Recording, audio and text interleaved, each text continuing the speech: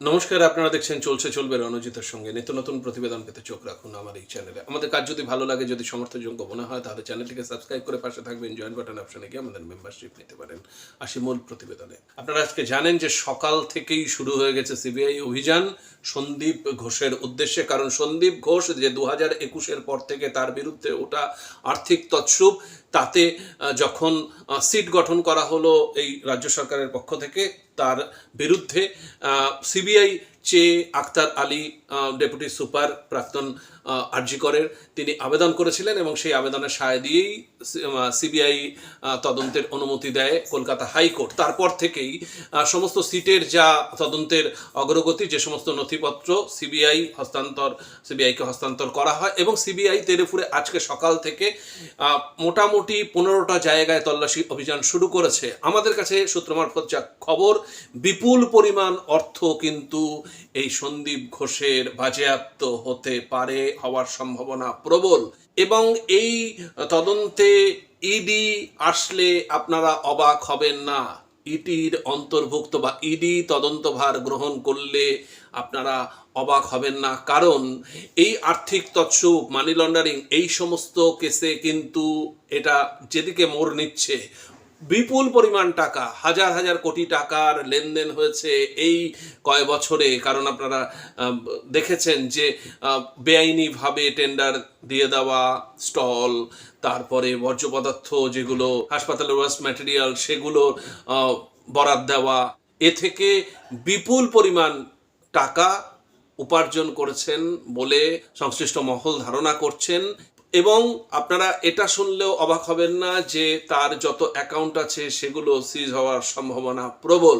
আজকে যখন সিবিআই বেলেঘাটার বাড়িতে, সন্দীপ ঘোষের বেলেঘাটার বাড়িতে যায়, প্রায় 1 ঘন্টা 15 মিনিট সিবিআইকে দাঁড়িয়ে থাকতে হয়। ভাবতে পেরেছেন যে কত বড় অডাসিটি! একটা কেন্দ্রীয় এজেন্সি, সিআইএসএফ বাহিনী গেছে কোর্টের নির্দেশে, তদন্ত করছে এই আর্থিক তছরূপের বিরুদ্ধে। সেখানে 1 ঘন্টা 15 মিনিট তার গেটটা খুলতে সময় নিয়েছে। আসলে সন্দীপ ঘোষ যেভাবে ফেসেছেন, সেখান থেকে আর বেরিয়ে আসার কোনো রকম সুযোগ তিনি পাচ্ছেন না, এবং বুঝে গেছেন পলিগ্রাফ টেস্ট, এই সিবিআই এর তদন্ত সাঁড়াশি আক্রমণ, অক্টোপাসের মতো তাকে একেবারে ধরেছেন। এতদিন তিনি প্রচুর প্রভাব এবং তার প্রভাবশালী মহলের সাথে সংযোগ, এটাতে তিনি ক্ষমতা এত ভালো তিনি আস্বাদন করেছেন এখানে, যে সেটা কিন্তু এই সময় দাঁড়িয়ে তাকে যথেষ্ট বিপদের মধ্যে ফেলেছে অলরেডি। এবং তার এতদিনকার এই বেআইনি উপায়ে যত অর্জিত সম্পত্তি, তার অচিরেই এই সাম্রাজ্য ভেঙে পড়বে। আমাদের কাছে যতটুকু খবর আছে, বিপুল পরিমাণ অর্থ উদ্ধার হতে চলেছে। ইডি এর মধ্যে অন্তর্ভুক্ত হয়, তাহলে সন্দীপ ঘোষের কিন্তু অবস্থা আরও বেহাল হবে।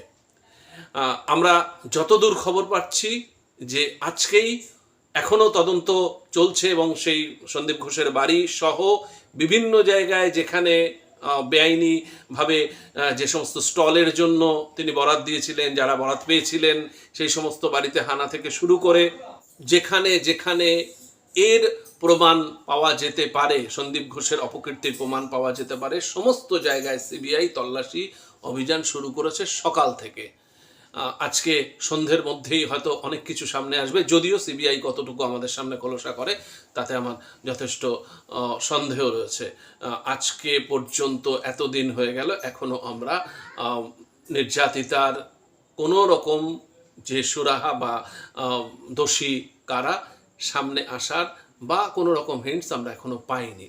তাই দেখা যাক যে আগামী ভবিষ্যতে আমরা কতটুকু তথ্য আমাদের সামনে আমরা চাক্ষুষ করতে পারি। আমাদের সমস্ত দিকে নজর থাকবে, আপনাদের নজর থাকুক। চলছে চলবে রণজিতের।